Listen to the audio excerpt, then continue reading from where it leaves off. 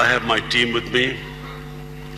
I have my Finance Minister, my Commerce Minister, Mr. Razak Daud, Foreign Minister, Minister for Planning, and Minister for Overseas Pakistanis.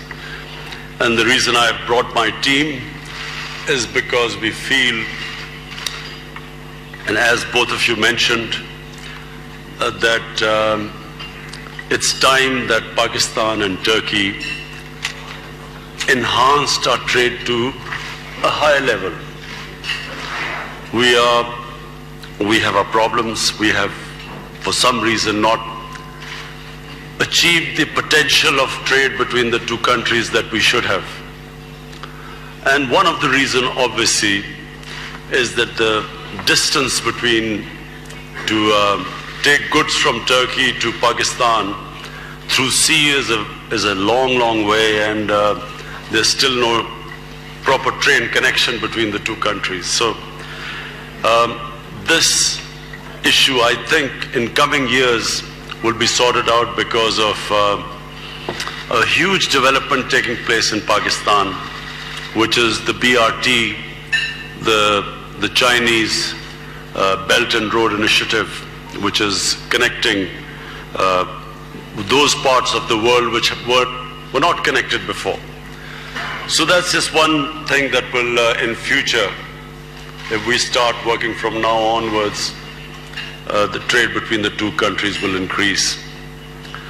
The second thing is that Pakistan is a virgin territory.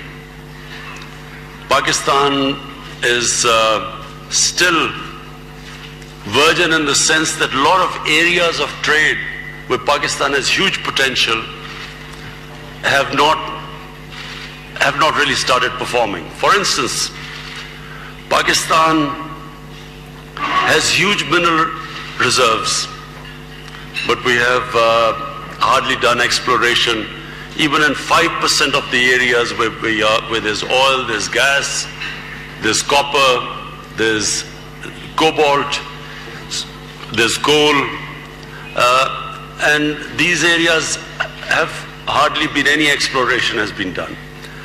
But much more importantly, Pakistan has a population of 210 million people. It's one of the youngest population in the world. It has 120 million Pakistanis below the age of 35, which means it has tremendous amount of potential. And secondly is Pakistan's strategic position. It is connected to two of the world's biggest markets, China and India. And hence, Pakistan is on the verge. We are fixing our governance system.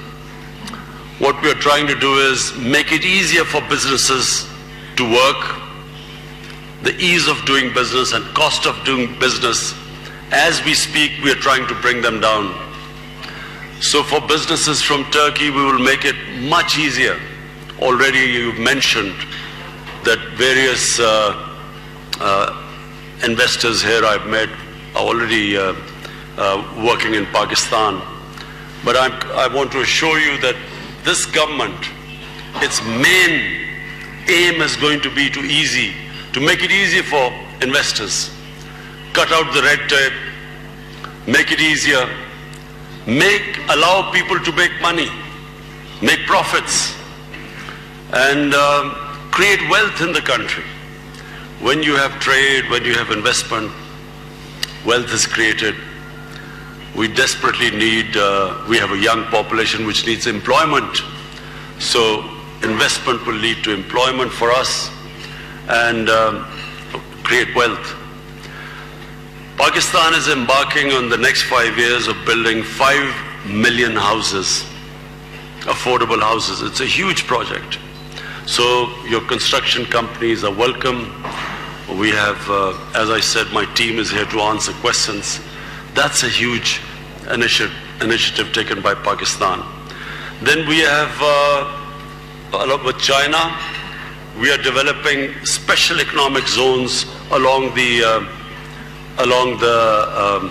BRT, the Belt and Road Initiative. And so again, it is a great opportunity for businesses from here to come and invest.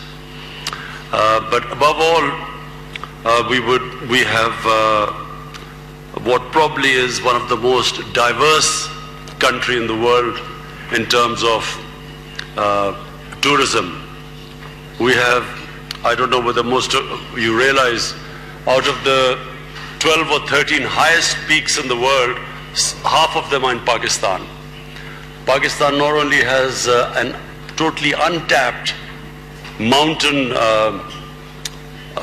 scenery, trekking, an area open for new resorts, but also Pakistan has also the most diverse religious tourism.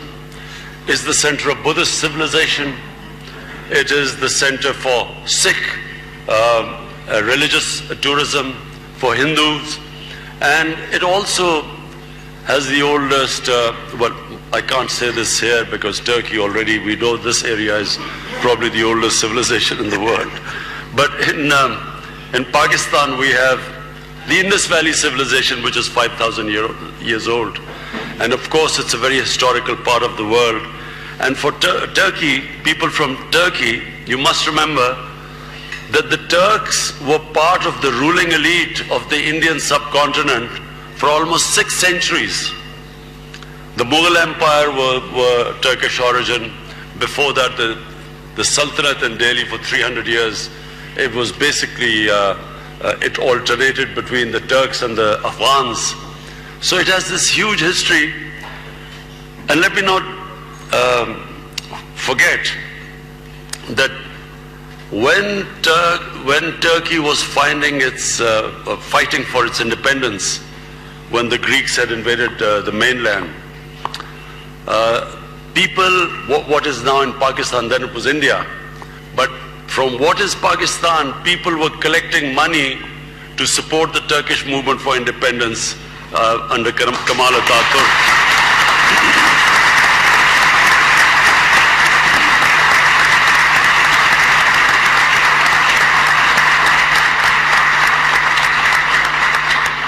So I look forward to your questions. I have my team here. You can ask questions. They can answer more specifically questions about various areas, about trade, about the measures which we've taken to open up our economy. So I look forward to your questions. Thank you.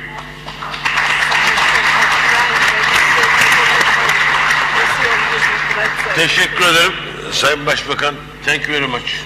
It's a great honor for us to, it's a very